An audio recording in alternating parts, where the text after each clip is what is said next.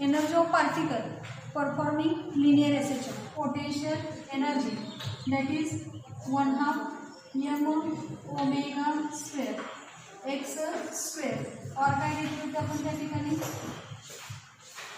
1/2 k x square. Then we have to take another value that is for the kinetic energy. Ek is equal to 1/2 m omega square in bracket a square minus x square, right?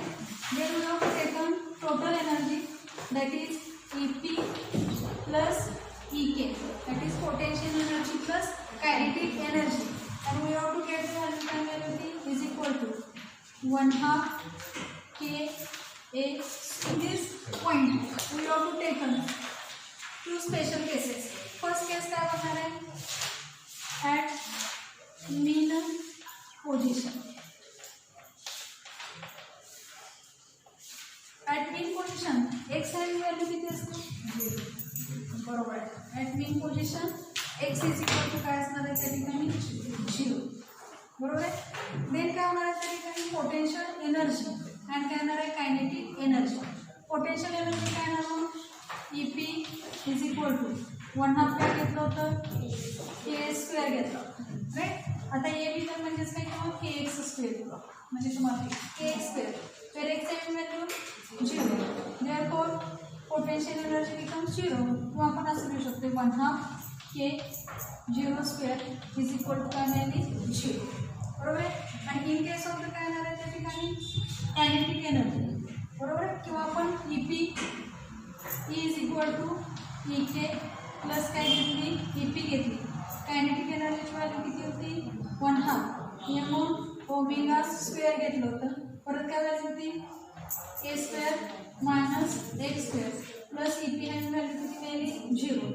1/2 m omega square in bracket a square, this x also having value काय येणार आहे 0 minus is equal to 1/2 m omega square a square minus 0 a square. म्हणजे for the total energy we have to get the value काय मिळाली त्या ठिकाणी 1/2 m omega square a square और दूसरी व्हॅल्यू कुठली मिळते is equal to 1/2 for this m omega square we have to return k आणि a square. This is the another equation for the काय आलं त्या ठिकाणी एनर्जी ऑफ पार्टिकल. मग पहिला पॉईंट दिलाय बघा, at the mean position x is equal to 0 and its velocity is maximum, hence E is equal to EK is equal to काय दिलंय 1/2 m omega square a square, म्हणजे 1/2 m omega square a square. आणि potential energy becomes काय दाखवलंय 0, that is this potential energy becomes 0. At the mean position displacement which is equal to 0, potential energy becomes 0, kinetic energy becomes 1/2 m omega square a square, and total energy also काय मिळाली 1/2 k square or 1/2 m omega square a square means which is equal to that of the पुन्हा किती आली kinetic energy. कारण आपण म्हणजे main पोझिशनला potential energy 0, kinetic energy maximum आणि टोटल एनर्जी पुन्हा किती मिळाली कायनेटिक एनर्जी. शाबास.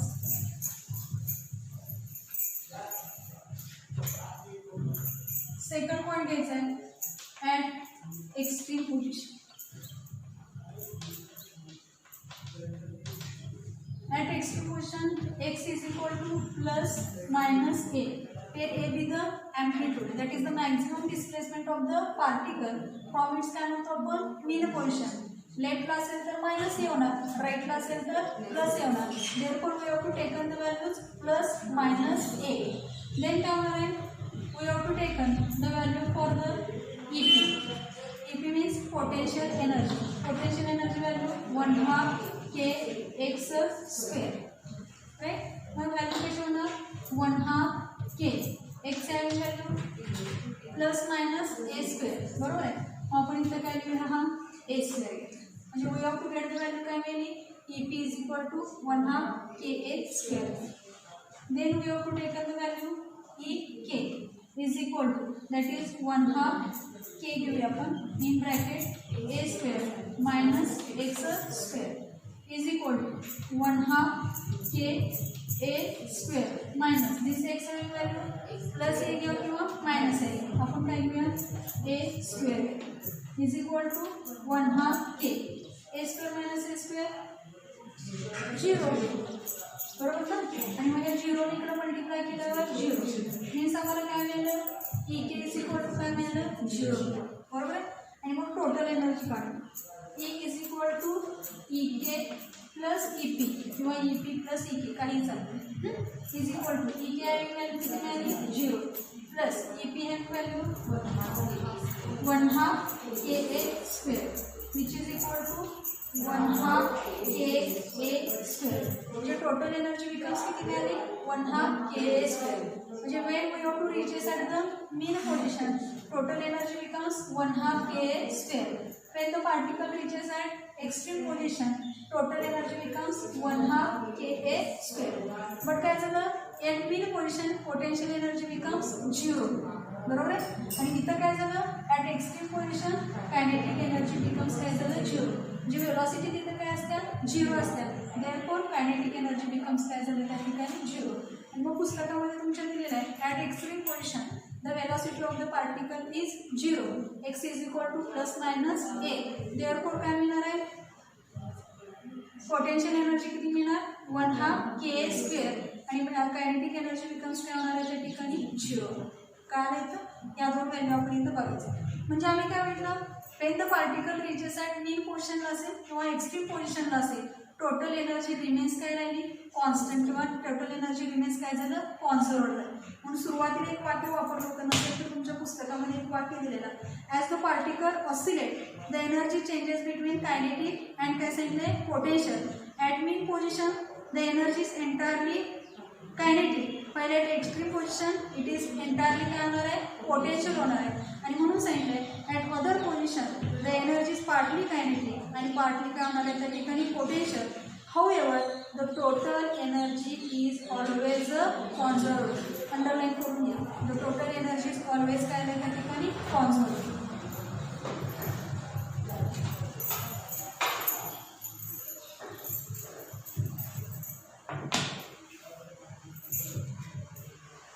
तिसरा एक पॉईंट हा नवीन ॲड केलेला आहे तुमच्या पुस्तकामध्ये if kinetic energy which is equal to काय सांगितलंय पोटेन्शियल एनर्जी म्हणजे if kinetic energy which is equal to potential energy त्या ठिकाणी कायनेटिक एनर्जीची आपल्याला व्हॅल्यू माहीत आहे म्हणजे आपण इथे काय लिहूया E K is equal to काय लिहिलं ई पी बरोबर आहे kinetic energy value 1/2 m omega square A square minus X square which is equal to E P have value 1/2 m omega square आणि काय आला एक्स स्क्वेअर right means काय होणार this one half cancel this m cancel this omega square cancel remaining term a square minus x square which is equal to x square hence काय होणार this a square which is equal to this x square minus x square we have to take it on the right side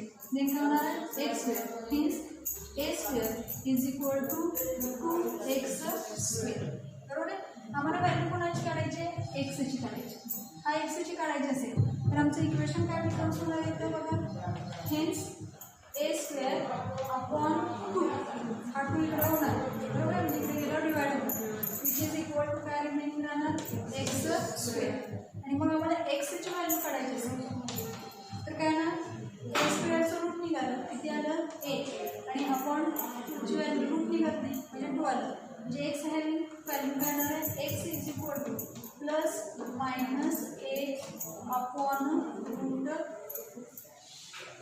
मी पुस्तकात value दिली आहे if kinetic energy is equal to potential energy hence काय सांगितलं आहे X is equal to plus minus A upon root कळलं आता त्याच्यावर मी पुस्तकामध्ये ग्राफ पण दाखवला आहे तुमच्या बरोबर आहे एक ग्राफ दाखवला आहे अनेक उदाहरण त्यांनी घेतले kinetic energy is equal to 3 potential energy जसं आत्ता सांगितलं आपण की कायनेटिक एनर्जी पुन्हा इथे पोटेन्शियल एनर्जी इतकी असेल तर आम्हाला एक्सची व्हॅल्यू काय मिळाली प्लस मायनस ए अपॉन काय मिळाल्या रूट 2 मिळेल तशीच चौथी कंडिशन पण सांगितलं at X is equal to plus minus A upon root 2 असेल तर तिथं व्हॅल्यू काय मिळालं, potential energy which is equal to E upon 4 दिलेलं आहे. ई म्हणजे काय, टोटल एनर्जी अपॉन काय दिलं आहे त्या ठिकाणी 4 दिलं आहे. आणि मग सांगितलं kinetic energy which is equal to 3 times potential energy दिलं आहे. आता मग आपल्याला घेतलं आहे मागाशी ते सांगितलं की एक्स्ट्रीम पोझिशन असेल किंवा मीन पोझिशन असेल, टोटल एनर्जी रिमेन्स काय झाली त्या ठिकाणी कॉन्झर्व झाली.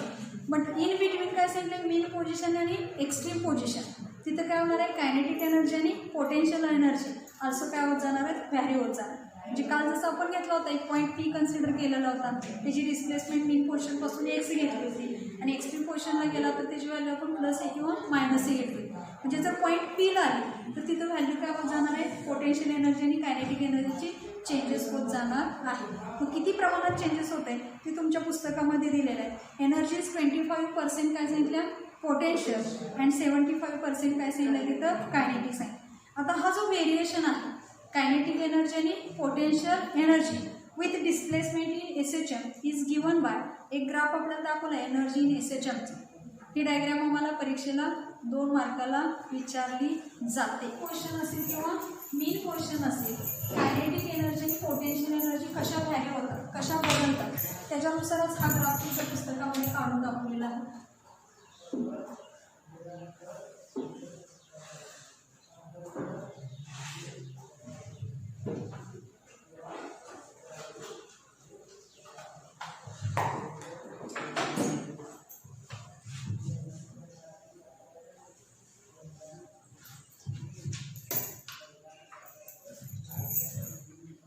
दिस इज अन एनर्जी म्हणतो, बरोबर आहे.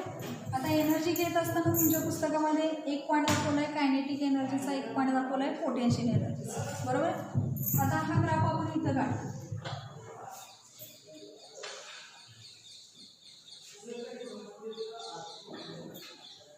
बरोबर आहे. आता इथं काय सांगितलं, हा ओरिजिन पॉईंट येते, बरोबर आहे. हे 2 काय झाले, एक्स्ट्रीम पोर्शन झाले, बरोबर आहे. एक प्लस येणार आणि अनादरवरून काय येणार इथं मायनस, म्हणजे दिस इज अ मीन पोर्शन घेतली, बरोबर आहे. आणि हा काय घेतला आपण, एक्स्ट्रीम पोर्शन घेतला. दुसरा ग्राफ जो काढलेला आहे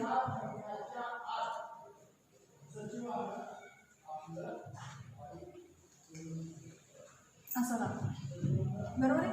मग अशा आपण घेतलं होतं मीन पोझिशनला पोटेन्शियल एनर्जी किती असते 0 आणि कायनेटिक एनर्जी कशी असते 1/2 kA² मॅक्झिमम असते, बरोबर आहे. आणि मग टोटल एनर्जी 1/2 kA² आपण काढतो.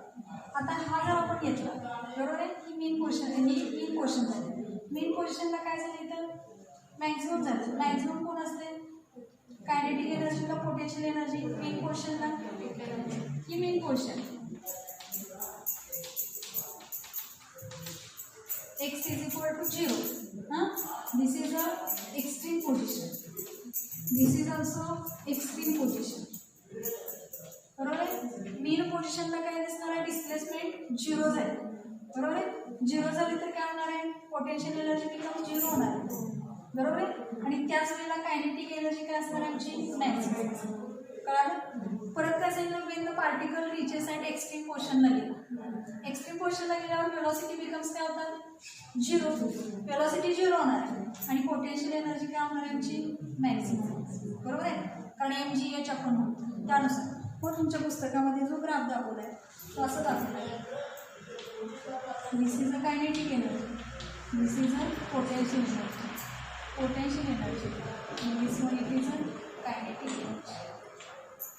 E/2 दाखवते तर kinetic energy which is equal to काय आलं तिथं पोटेन्शियल एनर्जी. मग अशी तिसरा पॉईंट घेतला होता, कायनेटिक एनर्जी हा पोटेन्शियल एनर्जी इतका आला, केव्हा आला ते डिस्प्लेसमेंटची व्हॅल्यू काय आली plus minus A upon root 2 आला. त्या जर व्हॅल्यू आपण पोटेन्शियल एनर्जी आणि कायनेटिक एनर्जीच्या फॉर्म्युल्यामध्ये जर सबस्टिट्यूट केल्या तर आम्हाला व्हॅल्यू किती मिळणार आहे, E/2 मिळणार. जसं आपण मगाशी मीन पोर्शनला व्हॅल्यू काढली, एक्स्ट्रीम पोर्शनला एकदा कायनेटिक एनर्जीची काढली, पोटेन्शियल एनर्जीची काढली, टोटल एनर्जीची काढली. तशीच सेम कोणासाठी काढली, एक्स्ट्रीम पोर्शनसाठी सुद्धा काढली. इन एक्स्ट्रीम पोर्शन काय झालं त्या ठिकाणी, वेलॉसिटी काय झाली त्या ठिकाणी 0 झाली, म्हणून तिथं पोटेन्शियल एनर्जी जास्त आली. मग टोटल एनर्जी पुन्हा इतकी आली, पोटेन्शियल एनर्जी इतकी आली. मग आम्हाला काय दिसलं की total energy at mean portion असेल किंवा total energy at extreme portion असेल, दोन्हीच्या व्हॅल्यू 1/2 KA² आले. म्हणजे आम्ही काय सांगितलं, मीन पोर्शन असेल किंवा एक्स्ट्रीम पोर्शन असेल, दोन्हीच्या ठिकाणी आमची टोटल एनर्जी काय राहणार आहे, कॉन्झर्वड राहणार आहे.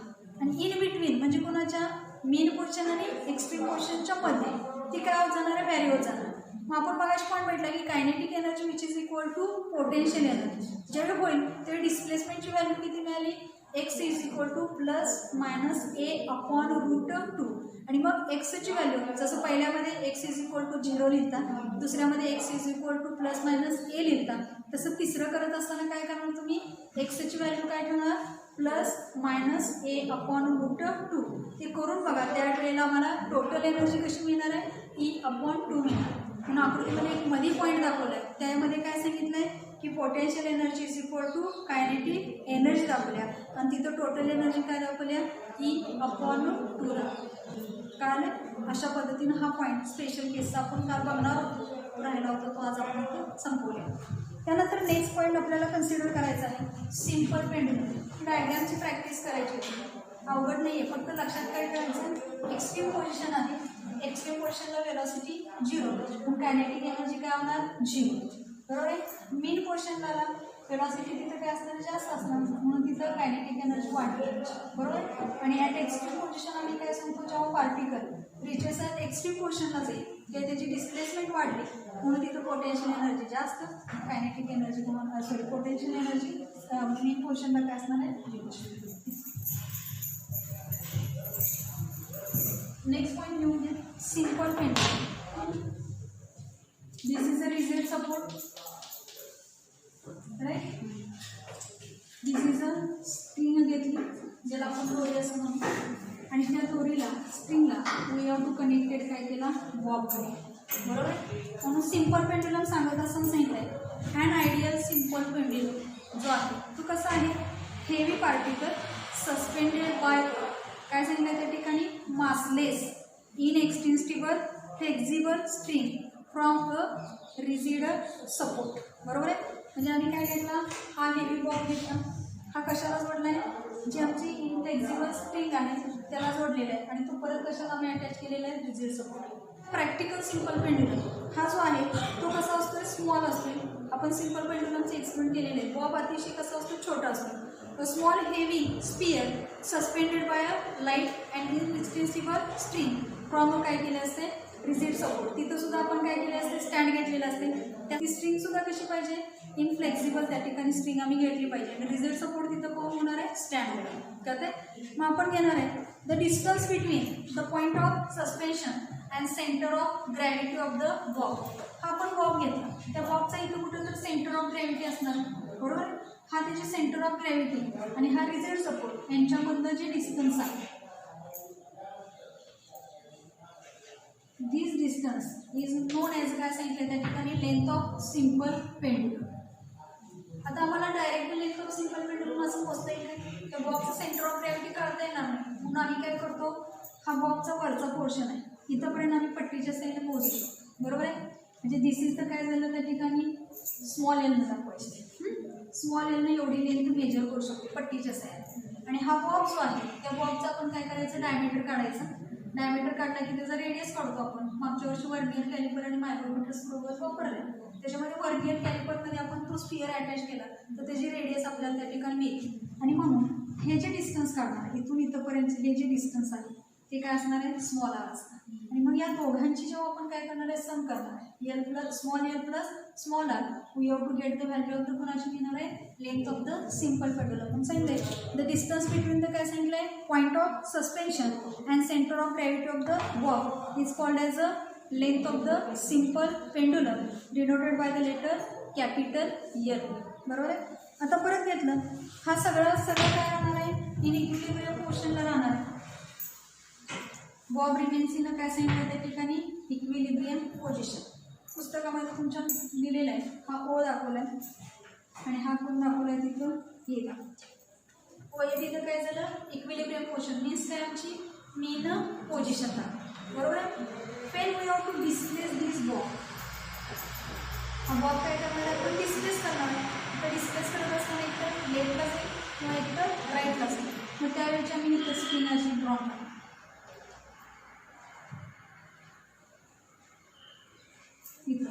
परत इथं काढत असताना पुन्हा ह्याचा हा सेंटर असा हा बॉक्स कळते. जेवढा आकार इथं काढलेला आहे तेवढाच आकार तिकडे आला बरोबर आहे. डिस्प्ले साईड काय सांगितलं त्या ठिकाणी पोझिशन, एक पोझिशन नाव काय दिले सी दिले, सी और काय सांगितलं त्या ठिकाणी बी, म्हणजे OAB तर काय झालं मेन पोर्शन झालं, OC असेल किंवा OB असेल दिस इज द काय झालं एक्स्ट्रीम पोझिशन ऑफ द काय झालं बॉक्स. आता हा जेव्हा आपण डिस्प्लेस करणार इट मेकिंग काय सांगितलं त्या ठिकाणी सम अँगल सांगितलं. इथं हा थोडासा सम अँगल झाला त्याला आपण थीटा असं म्हणतो बरोबर आहे. थीटा बी काय सांगितलं त्या ठिकाणी अँगल बिटवीन द कुणाच्या त्या ठिकाणी मीन पोझिशन अँड द काय सांगितलं त्या ठिकाणी एक्स्ट्रीम पोझिशन. आता डिस्प्लेसमेंट ऑफ द पार्टिकल जे दाखवल्या म्हणजे कुठून मीन पोझिशनला असेल तर x इज इक्वल टू 0 दाखवलं बरोबर आहे. इथून हा बॉब काय करणार आपण डिस्प्लेस केला बरोबर आहे. डिस्प्लेस केला म्हणजे त्याला डिस्प्लेस करण्यासाठी आपण थोडंसं वर्कडन तिथं केलेलं आहे. या पॉईंटला जेव्हा येणार आहे तेव्हा ह्या बॉबचं काही तर मास असणार बरोबर आहे. आणि ह्या बॉबचं मास जे आहे ते ॲक्टिंग इन द काय म्हणतो त्या ठिकाणी वर्टिकली डाऊन म्हणजे W इज इक्वल टू काय म्हणतो आपण W is equal to mg. म्हणजे हा बॉब जो आहे त्या बॉबला वेट असणार ते वेट म्हणजे काय म्हणतो mg. त्यातला m दिलं काय घेणार आपण त्या ठिकाणी m दिलं mass, g with acceleration due to gravity. आणि this acceleration due to gravity नेहमी कशी असते in the vertically downward direction बरोबर. आणि मग इथं जर आम्ही बघितलं हा इथं आम्ही दाखवतो दिस विथ mg म्हणजे काय सांगितलं weight of the bob acting in the vertically downward direction बरोबर आहे. आता इथं जो बॉब आहे ह्या बॉबला आपण हा जो तिरका काढलेला आहे बरोबर आहे. इथून हे mgचे दोन रिझॉल्व कॉम्पोनंट, फर्स्ट कॉम्पोनंट जो आहे तो इथं आम्हाला मिळणार हा असा बरोबर आहे.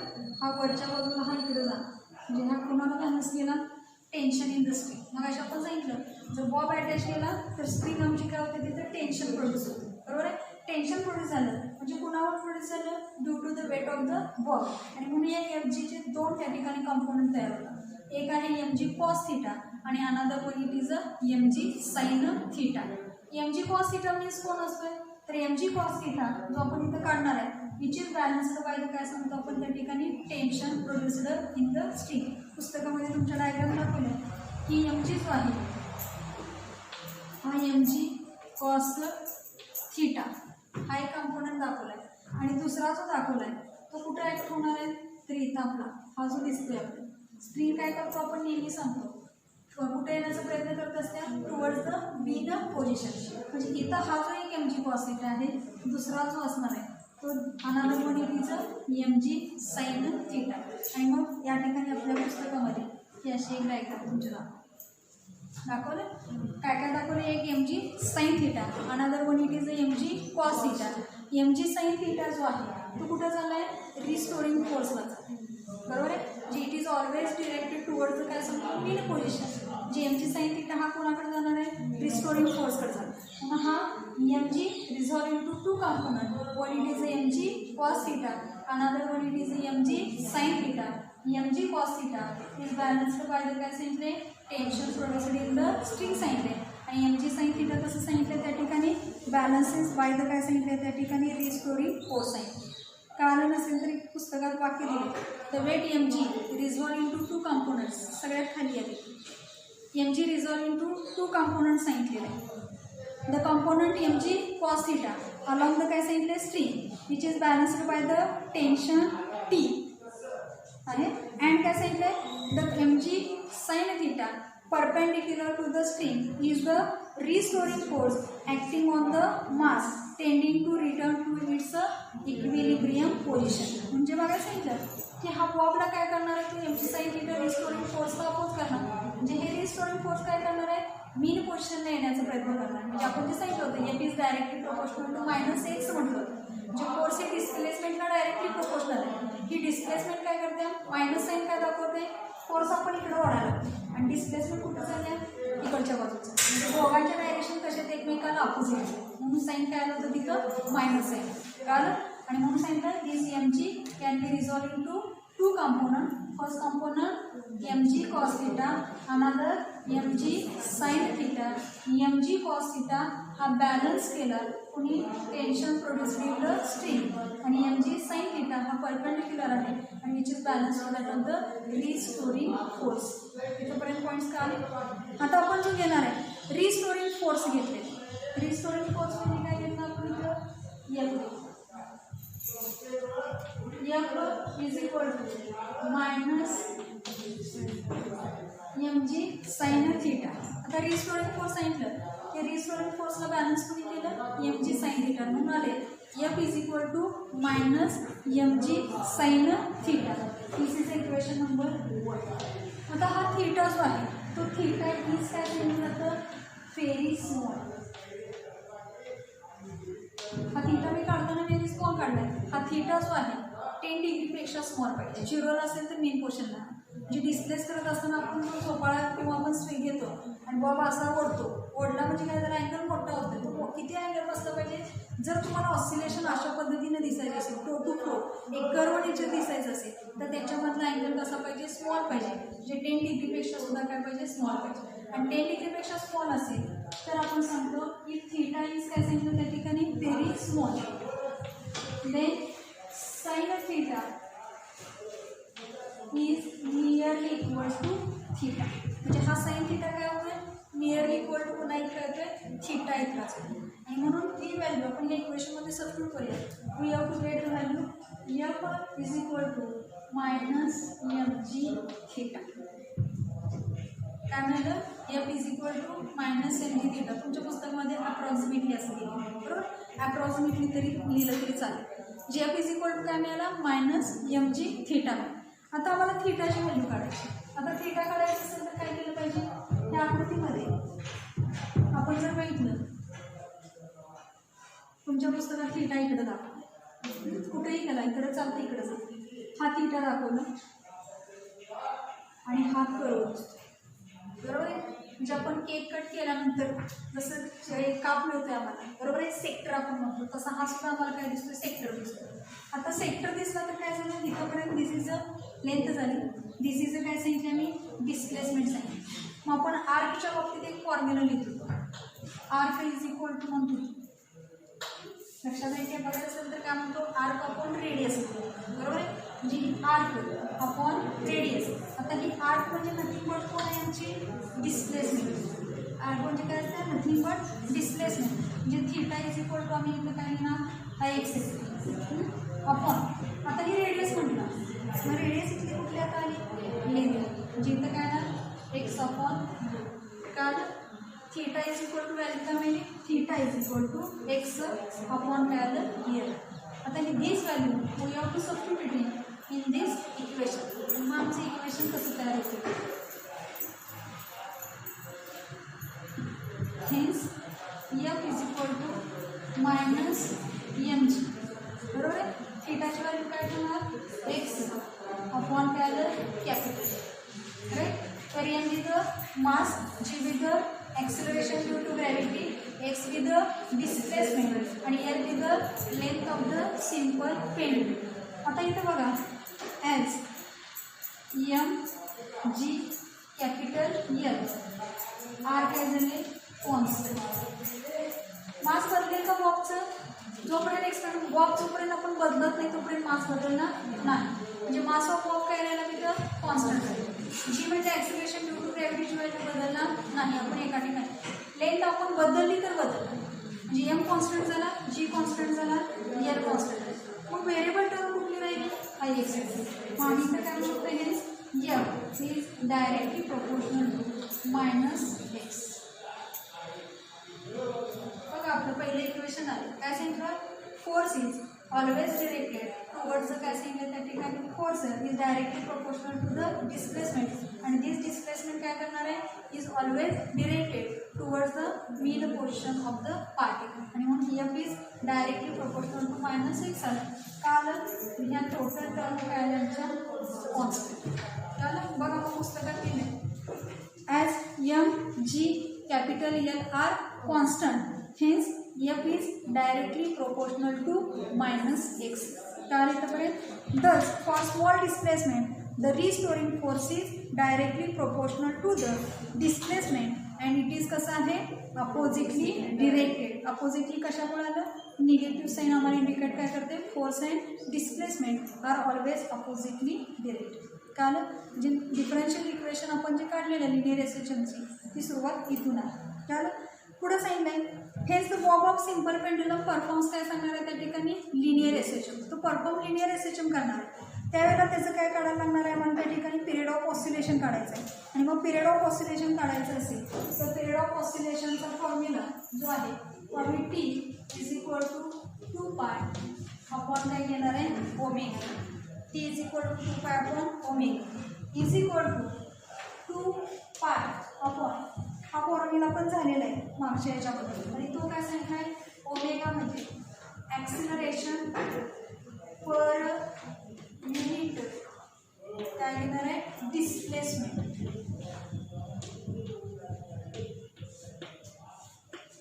तुम्ही एकदा ज्या अगोदरची जो पॉईंट बघितले त्याच्यामध्ये ॲम्प्लिट्यूड फेज ऑफ एसएचएम जो आहे तिथं बघा. नसेल तर पिरियड ऑफ एसएचएमचा एक पॉईंट आहे. त्या पिरियड ऑफ ऑसिलेशनमध्ये एसएचएममध्ये हा फॉर्म्युला तुम्हाला सांगलेला आहे. T is equal to 2π upon omega. ओमेगाची व्हॅल्यू काय त्या ॲक्सेलरेशन पर युनिट काय त्या त्या ठिकाणी डिस्प्लेसमेंट. आता मग आम्ही जो घेतलेला आहे मग अशा आम्हाला इक्वेशन एक मिळालं आहे equation F is equal to काय मिळालं आहे equation number 2 F is equal to काय मिळालं आहे minus m g x upon capital बरोबर आहे.